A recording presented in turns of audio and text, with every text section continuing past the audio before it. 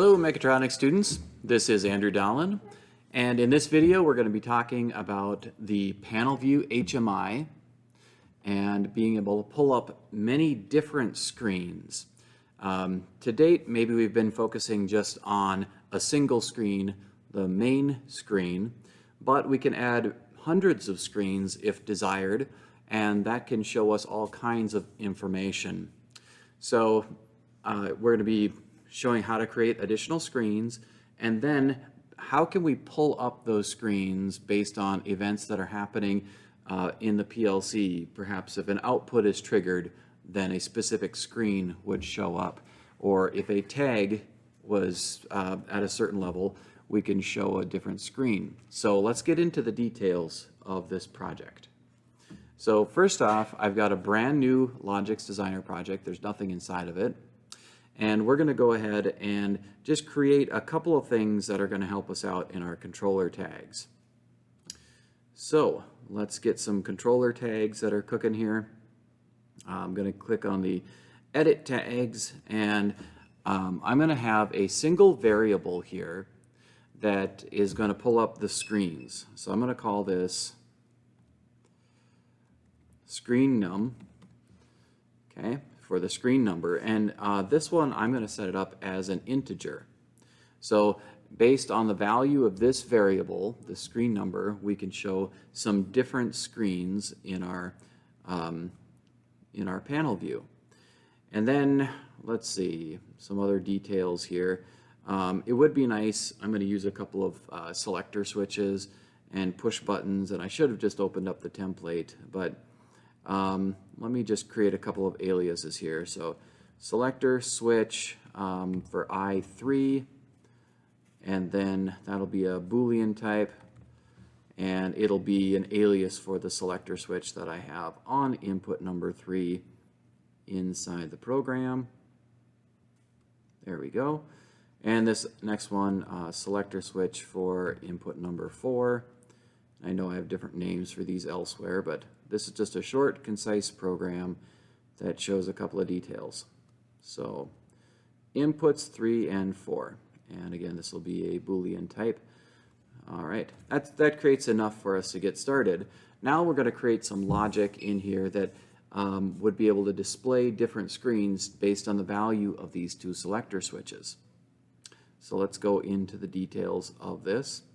Go into our main routine and add a little bit of logic that's going to be able to change these screens around. So we're going to create a matrix in here of open bits and closed bits, and I'll probably add a couple of additional rungs to this. So we'll have, let's go with 3 different rungs in this case. All right, and we're going to create, this will be basically input 3, so SSI3, and then this one will be that SSI4 that I'd set up. And the screens, we're going to be able to toggle those on and off with some different moving icons. So we're going to basically move a number into that variable. So I'm going to move number 2 into this screen num variable. Okay, so in the event that selector switch number 3 is on and selector switch 4 is off, then the number 2 is going to be scooched into that place.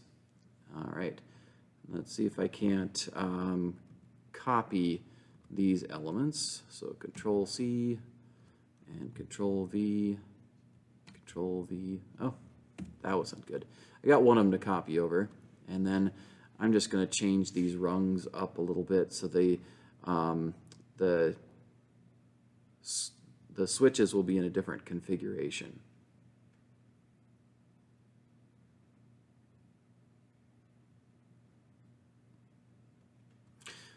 Probably the easier thing to do might be just to delete these things and grab the examine if open, examine if closed as needed. All right, so go to our bit icons here, and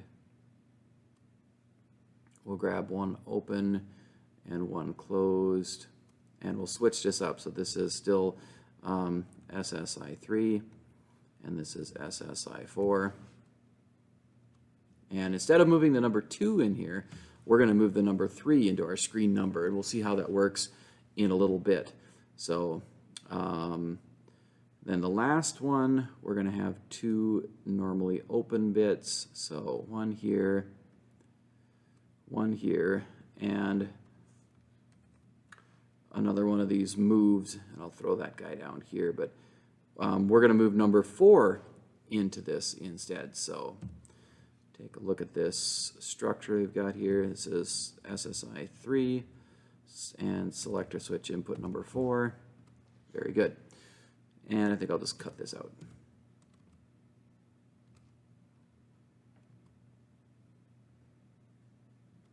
Okay, there we go. So we have a structure here that in the event that input 3 is on, input 4 is off, the number 2 is going to get moved into this variable screen number.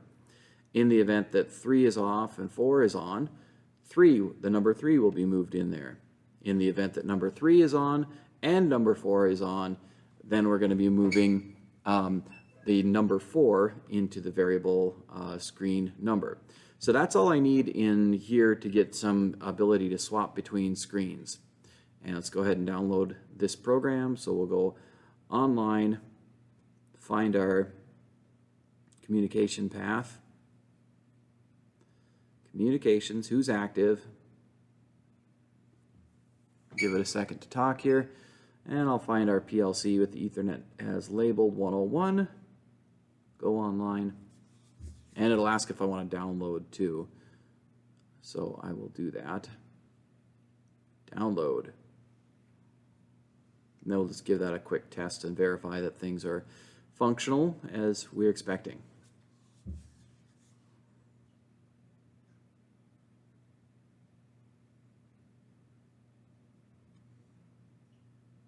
Okay, so as you can see, when both selector switch inputs 3 and 4 are in the on state, the number 4 gets moved into the variable as expected.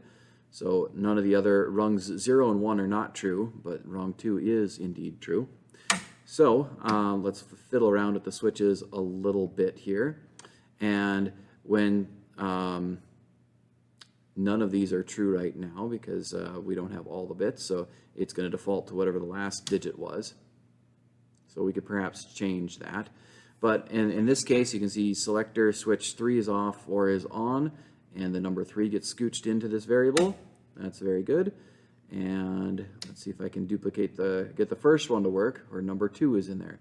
So you've got all 3 conditions happening to be able to change the screen number variable between digits 2, 3, and 4. Most excellent. And we could even add another rung to this, that if they were both in the off state, then number 1 would be shifted into there. But yeah, let's go ahead and do that. So I'm just going to go offline real quick and add another rung to our logic that says if they're both off, then we're going to move number 1 into that source. So this will be SSI3 and SSI4. So they're both off. We're going to move the number 1 into it. So we actually have 4 conditions. And I'll just quickly go ahead and download and run that. Put it back in remote run. So we've got all 4 conditions. I'll give you 1, 2, 3, 4. So that's the first part of this, is just creating some sort of trigger in the PLC program that's going to be able to then later change our screens up. Okay. So if they're both in an off state, then the number 1 gets moved into the variable. So we're all set. Now let's scoot over to our FactoryTalk View Studio and create this additional screens. So as I said before, we've primarily been working with just this main screen that's located right over here. And what we can do is to duplicate these screens. So I can hit the duplicate button, and I'm going to call this, I'm going to label them the same numbers here so as our inputs were back home. So this is screen 2. We're going to replicate this. Oops, wrong button. Duplicate this guy and make it screen 3. So this is how we can create additional screens. Duplicate, and we'll make this one into screen 4. So it's pretty easy to grab your main screen and then add additional ones. Now let's get into a couple of the details of how we can actually see what screen is which. So I'm going to grab a big chunk of text here and call this main, just so we can see what's what. Make the font ginormous. Apply. Okay. And we'll get that set up in the middle. So that's our main screen. And if we were to right click on this screen and go to its display settings, this is super important to see what display number is shown here. So this is display number 1 for our main screen. So just put a pin in that, think about that for a second. Now I'm going to go to screen number 2 and give us some text on here. Actually, I think I'm going to copy it from the main so I have less things to configure. Copy, screen 2, paste, and edit this so that it says screen 2. All right.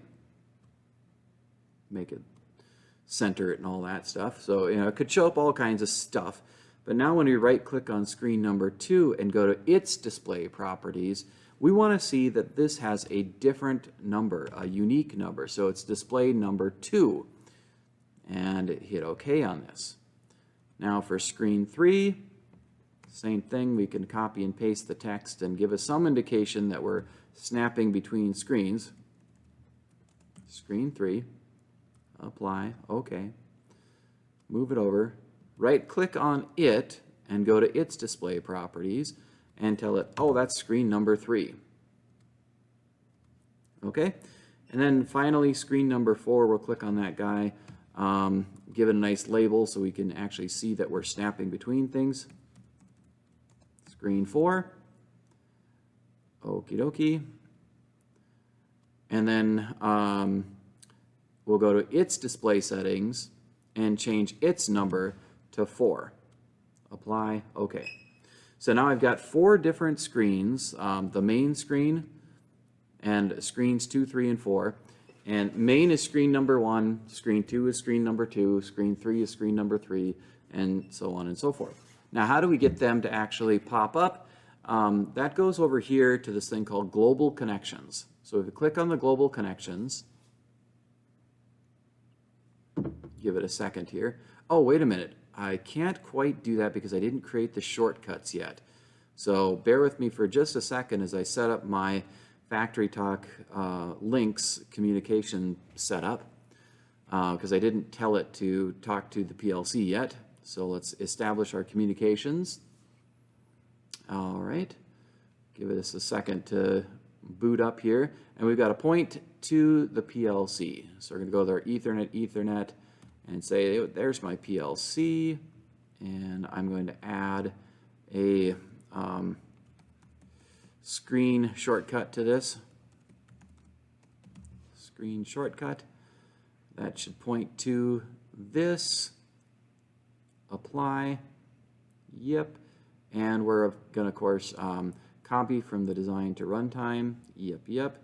And by the way, the local on here is the computer. So when we're testing the application, that's the local computer that we're talking to. And then the runtime application, the target, is the panel view.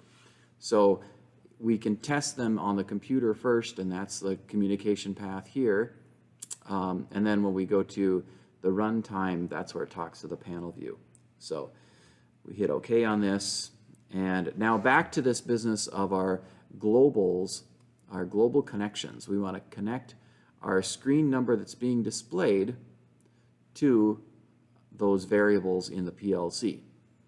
So right here under Global Connections, if we click on Display,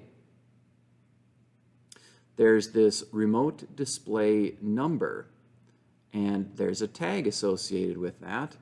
And if I refresh all my folders, and after pointing to that screenshot online window, there I've got the screen number variable, which is the only tag that's accessible here, and that's the one I want to link to, and just hit OK on this. Now if this works properly, I can test the application, and we'll be able to toggle between screens based on the inputs from the PLC changing states. And I've got to save all my changes to the screens. It'll take a little bit of time here to build the application, and then we'll test it. And one of the things that's interesting is the lag between these things. You know, it's surprising. I would think it would be more instantaneous as far as when we switch the inputs, that it would switch on the screens as well. But give it just another second, and it should be operational very soon. Okay, so definitely on the main screen right now, inputs 3 and 4 and their off states. And I'm going to be toggling on input number 3. Aha, that changed the variable to screen, the variable screen number into number 2, which is the unique number associated with this. If I turn it off, it goes back to main. Now I'm going to toggle input number 4. There it is. Input number 4 is now on, which should give me screen number 3. And then if both inputs are in their on state, it should switch over to screen number 4. So that's working beautifully, and that was the intent of this project today, was just to be able to get multiple screens that would show up based on events driven from the PLC. So if a particular input-output tag, something happens, we can go ahead and link those to a variable, and that variable in this case we just did a bunch of moving. So if you look at our program here, all we were doing is based on the condition of a few switches, moving different numbers into our screen number variable, and then that screen number variable was used inside of our FactoryTalk View Studio to change our screens based on this global connections, display, and remote display number. And that's that screen number tag that we had created. So when that changes to specific numbers, the screen that is displayed is going to be dependent on this screen number display number that's right here. So each one of our screens needs to have a unique display number, and that's linked to that screen number variable that we created, and that's how we're able to snap between screens within the program. So enjoy, and we will catch you guys next time. Thanks.